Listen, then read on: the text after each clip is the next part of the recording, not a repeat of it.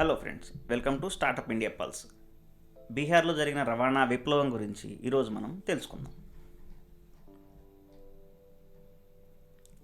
Road beige taxi.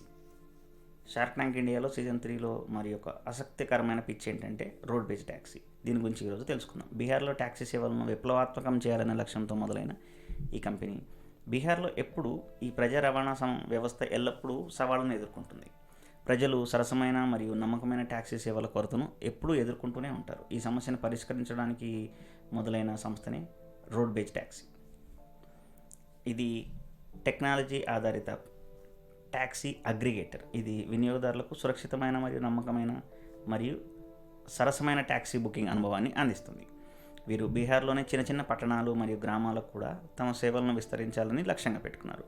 ప్రస్తుతం ప్రజా రవాణా ఎక్కువగా అందుబాటులో లేని ప్రాంతాలను మాత్రమే వీరు టార్గెట్ చేస్తున్నారు. షార్క్ ట్యాంక్ ఇండియాలో రోడ్ బేజ్ ట్యాక్సీ యొక్క వ్యవస్థాపకులు వారి భవిష్యత్తు ప్రణాళికలను వివరించారు. అయితే షార్క్లు రోడ్ బేజ్ ట్యాక్సీ యొక్క లక్ష్యాన్ని మరియు సమస్య పరిష్కారాన్ని ఎంతో మెచ్చుకున్నారు.